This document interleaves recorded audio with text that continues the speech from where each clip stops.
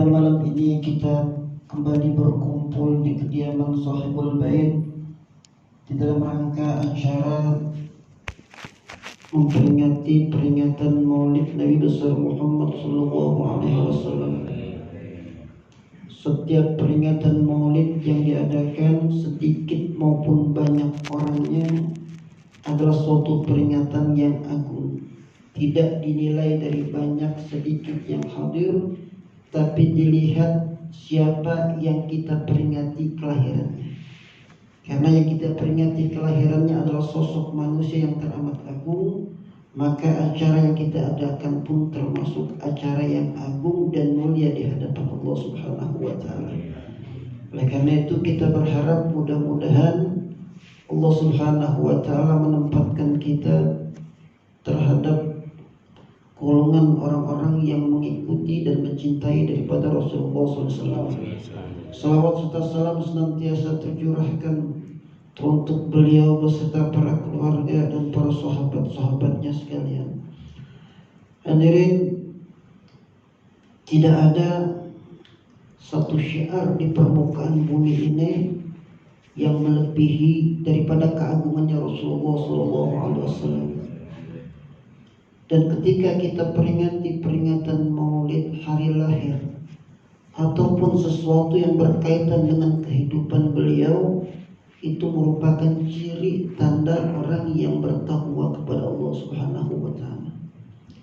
Wa man yu'azzim sya'airallah fa innaha min taqwal qulub. Dan siapa yang mengagungkan, membesarkan syiar-syiarnya Allah Subhanahu wa taala, maka itu merupakan bagian daripada ketakwaan di dalam hati. Seluruh syariat agama, seluruh sesuatu yang merupakan simbol kebesaran agama, maka semua keagungannya terkumpul, bahkan melebihi, yaitu Rasulullah SAW. Oleh karena itu, para ulama mengetahui betul faedah dan manfaat dalam memperingati dan membaca riwayat kehidupan Rasulullah SAW. Imam Hasan Al-Basri yang disebutkan sebagai Sayyidul Tabi'in oleh sebagian ulama, beliau mengatakan, "Lau anna li mithlu jabali Uhud dhahaban la anfaqtuhu fi qiraati Maulid Rasul sallallahu alaihi wasallam." Beliau mengatakan, seandainya saya mempunyai harta emas sebesar gunung Uhud, la anfaqtuhu fi qiraati Maulid Rasul sallallahu alaihi wasallam, pasti saya bakal infakkan harta tersebut untuk pembacaan qiraah Maulid Rasulullah sallallahu alaihi wasallam. Karena tidak ada sesuatu yang besar, sesuatu yang indah, pembacaan manaqib seseorang, kecuali pembacaan manaqibnya Rasulullah SAW. Bahkan Imam Ma'ruf Al-Qurhi, salah seorang ulama yang dimakamkan di Baghdad, dan makam beliau itu mujarab, siapa yang punya hajat berdoa di sisi makam beliau, Allah kasih kabul dia punya doa, bukan kuburannya, tapi keberkahan kuburannya. Siapa yang berdoa di makam Ma'ruf Al-Qurhi, Allah kasih kabul. Apa beliau mengatakan? Beliau mengatakan, man hayya'a li ajli qiraati Maulid Rasul ta'aman. Siapa orang yang mempersiapkan makanan untuk pembacaan qiraah Maulid Nabi besar Muhammad sallallahu alaihi wasallam, wa jama'a, dikumpulkan saudara-saudaranya, dikumpulkan kaum muslimin, wa alqada sirajan, diterangin lampu, artinya dihidupkan syiarnya, dimeriahkan, wala bisa jadi, dan menggunakan pakaian yang baru, wa ta'attar, menggunakan wangi-wangian, wa tajammul, dia berhias.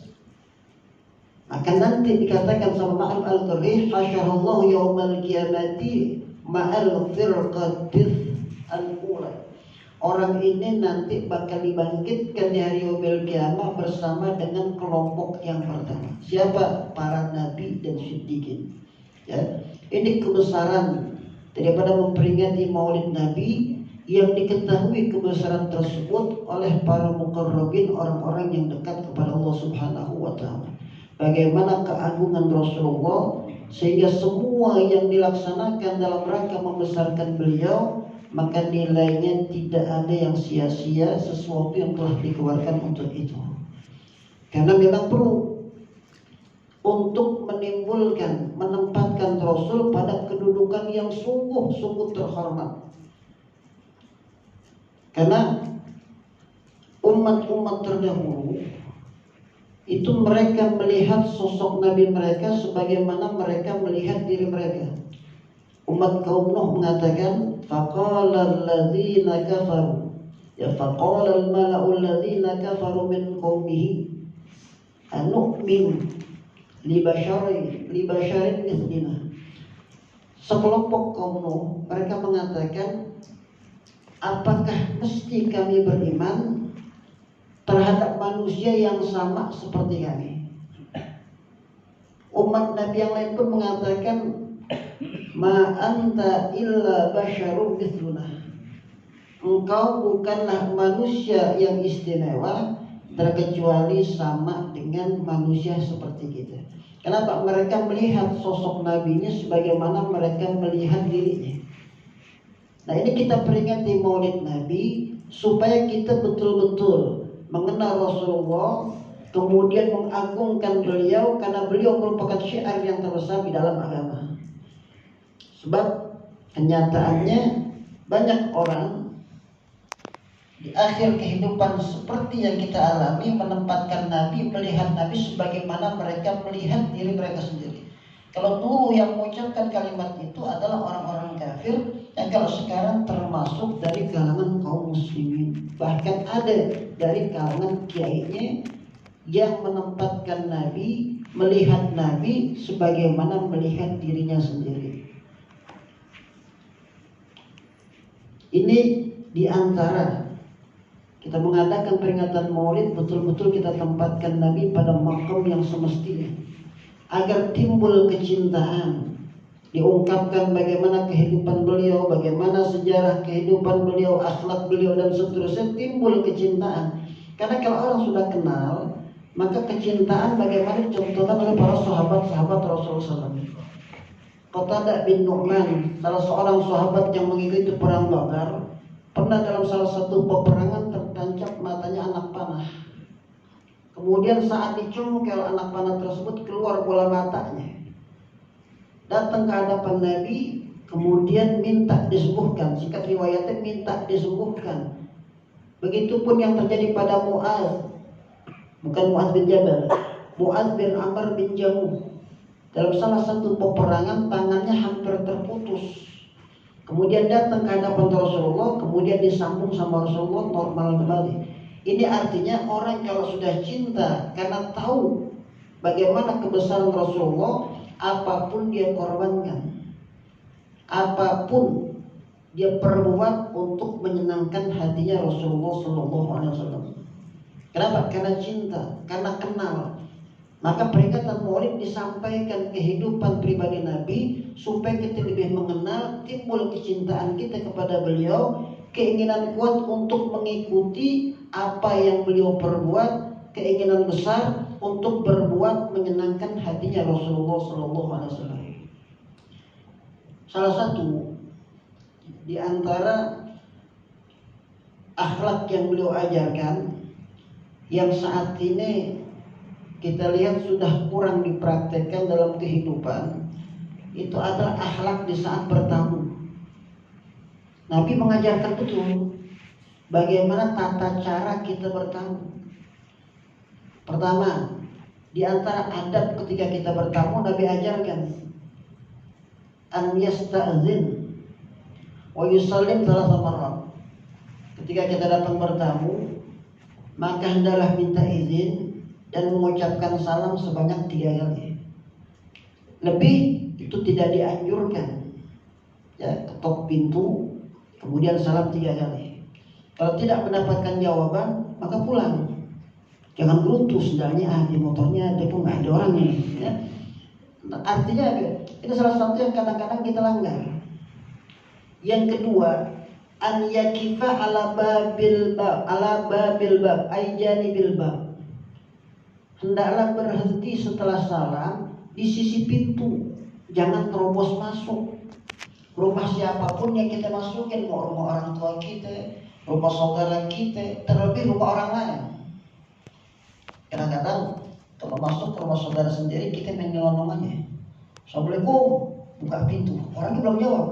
Assalamualaikum, bang, teriak-teriak. Kadang-kadang nggak ada orang di dalam, pintu kamarnya dibuka. Ini sesuatu yang keliru. Bukan rumah kita sekalipun, rumah saudara kita. Kadang-kadang ada yang nekat. Assalamualaikum, pintu depan nggak dibukain. Nah kita suruh coba lihat pintu belakang. Bah, pintu belakang tutup juga, jendelanya buka. Coba lu masuk ke jendela. Ini mau kenapa mau nyolong?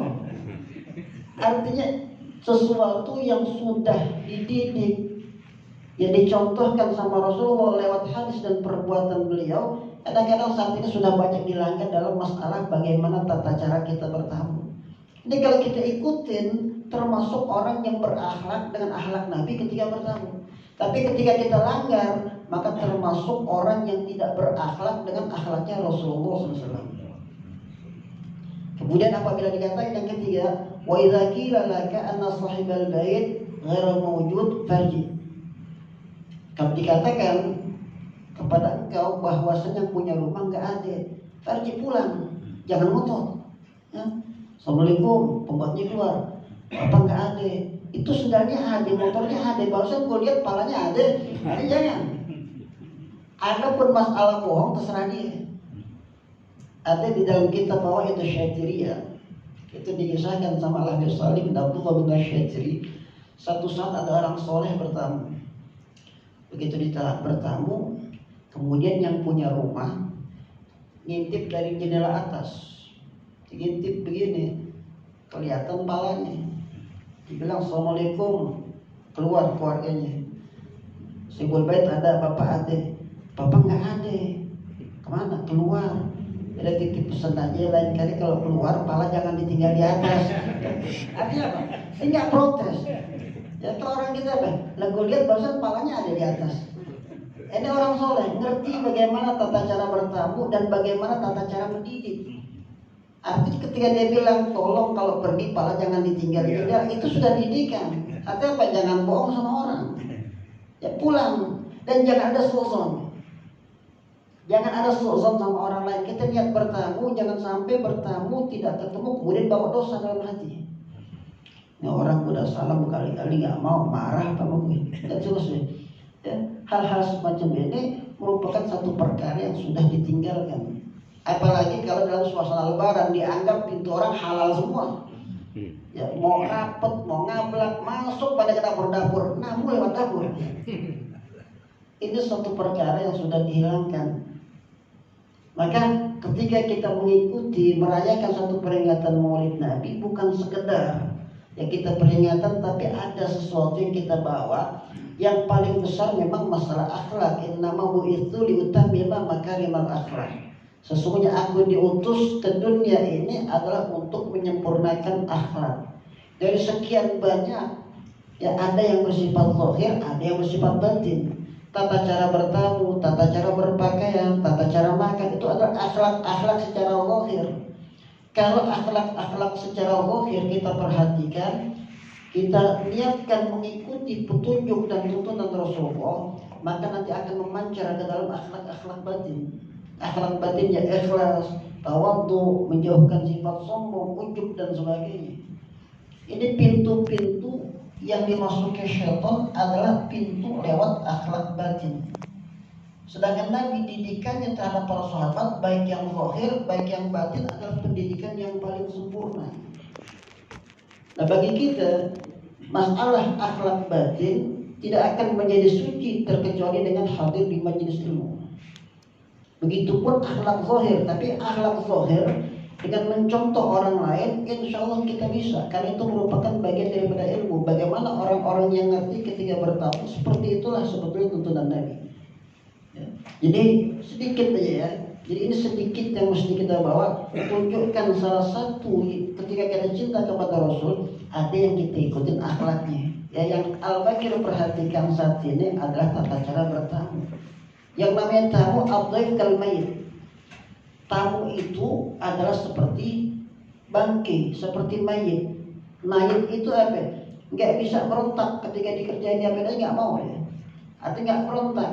Disuruh begini, tangannya dipegang begini, iya nggak pernah protes. Waktu dimandiin begini, iya, air panas, iya, air dingin, itu mayit. Jadi tamu juga begitu. Ketika kita datang ke rumah seseorang, apapun bentuknya, hatta termasuk acara tahlil, maulid, itu kita bertamu ke rumah orang. Seperti mayit, ketika disuruh masuk, ayo masuk, masuk. Kadang-kadang nggak antar dulu, tamu ke rumah orang yang mau namu disuruh masuk pakai antar dulu. Ayo sini kita beracara kita, nggak ada antar dulu, ambil yang lain dulu, nungguin tikar di luar. Ini sesuatu yang nggak bagus. Jadi kalau memang kita bertamu dalam segala hal, diperintahkan masuk, ya masuk. Kalau memang datang kepengen duduk di luar, ntar habis dakwah baru pada rumah. Kenapa? Kita mengikuti siapa yang kita pengen ikutin dalam kehidupan ini siapa? Kalau memang kita ingin mengikuti Rasulullah di dalam akhlak beliau yang zahir dulu deh, ya. Pakaian kita juga begitu, pakaian kanan, pakai kanan, keluarin kiri dulu. Ini juga jarang-jarang kita perhatiin, ya. Jadi kalau pakai baju mana duluan kan kanan duluan. Kalau keluarin kiri duluan itu sunnah Nabi, didikan Nabi. Kalau pakai kaos oblong, ya pakai kanan duluan baru kiri baru masukin leher. Jangan pakai kanan masukin leher masukin kiri, itu ribet. Dan di dalam didikan itu baju, ya kalau taruh baju sebetulnya tidak diperbaguskan, digantung. Kalau baju itu diajarkan untuk dilipat. Rata-rata kan kita punya baju gantung, digantung pakai hanger. Nah, itu hati-hati. Kalau kita gantung baju seperti itu, padahal itu bukan sesuatu yang dianjurkan, maka dianjurkan membaca bismillah ketika menggantung, mengambil juga membaca bismillah. Kenapa? Kalau kita gantung aja, ngambil aja, maka kita punya baju dipakai jin. Ya. Makanya kalau baju kita mendingan kalau baju bini kita dipakai jin. Ya. Jadi jangan sampai naruh baju begitu. Kalau kita gantung pakai bismillah. Ambil baca bismillah. Ini sesuatu yang termasuk bagian daripada sunnah yang diajarkan kepada kita. Maupun hal-hal perkara lain. Ini udah bawanya nenek nah, ya. Ini perkara-perkara yang lain yang mesti kita ikutin sebagai wujud daripada bentuk mahabbah kita kepada Rasulullah SAW, ya. Karena sekali lagi tanda cinta kita kepada Nabi adalah berbentuk ikutan kita kepada sunnah Rasulullah SAW. Imam Hatim Az-Zaid mengatakan manidda hubban Nabi sallallahu alaihi wasallam bi ghairi ittiba'i sunnah fa huwa kadzdzab. Siapa orang yang mengaku hubban Nabi, cinta kepada Nabi, bi ghairi ittiba'i sunnah, tanpa mengikuti sunnah, fa huwa kadzdzab, maka orang tersebut adalah pendusta. Kita ambil sesuatu yang zahir, kita amalkan, insyaallah nanti Allah Ta'ala berikan tuntunan kepada yang batin yang lebih berat, ya. Kemudian yang kedua memperbanyak salawat. Sudah sering disampaikan tentang fadilah salawat, insya Allah cukup. Tinggal bagaimana memaksakan diri untuk menyiapkan waktu dalam sehari memperbanyak salawat kepada Rasulullah SAW. Kalau nggak dipaksain nggak akan bisa, ya. Karena syaitan tidak ingin kita membawa amal yang banyak nanti dalam kehidupan akhirat. Dia senantiasa berusaha kita menjauhkan kita daripada Rasulullah SAW, ya. Oleh karena itu ini saja barangkali ya sedikit daripada mengikuti keinginan sahibul hajah, yang mudah-mudahan yang sedikit ada manfaatnya. Amin ya rabbal alamin. Sebelum kita tutup, mari kita baca Fatihah. Saya nggak tahu, saya pikir namanya almarhum juga. Kita kira beda roh, ternyata masih ada. Saya pikiran tadi perasaannya masih ada.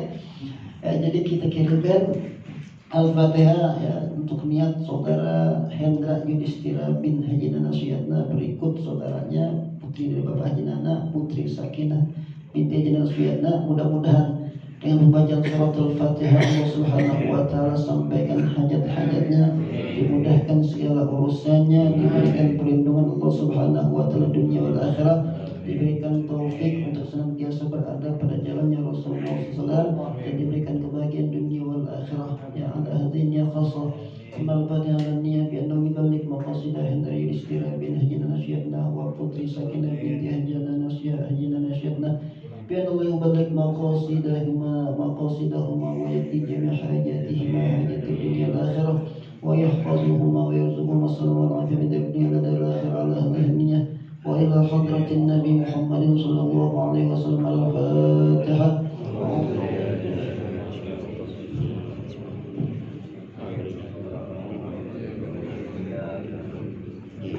إياك نعبد وإياك نستعين اهدنا الصراط المستقيم صراط الذين إلى رسول الله صلى الله عليه وسلم أفضل ما قلته أنا والنبيون من قبلي لا إله إلا الله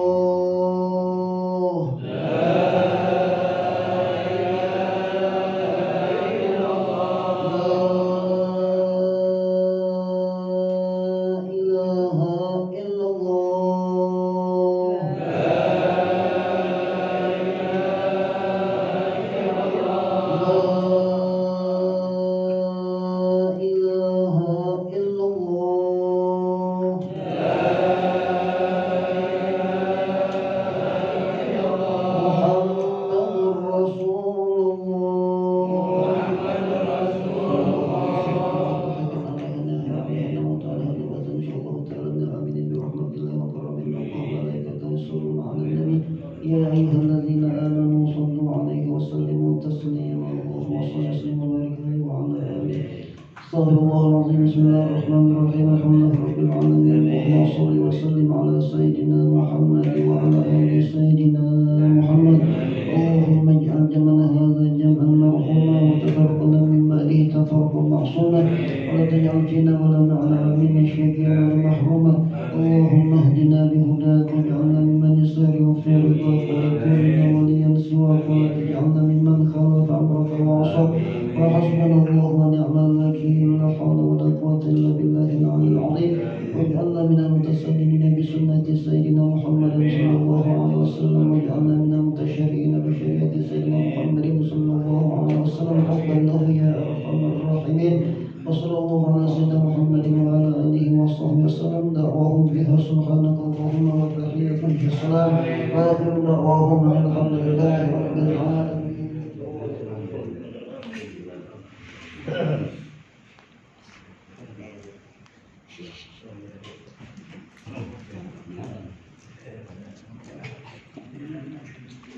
Akhirnya apa?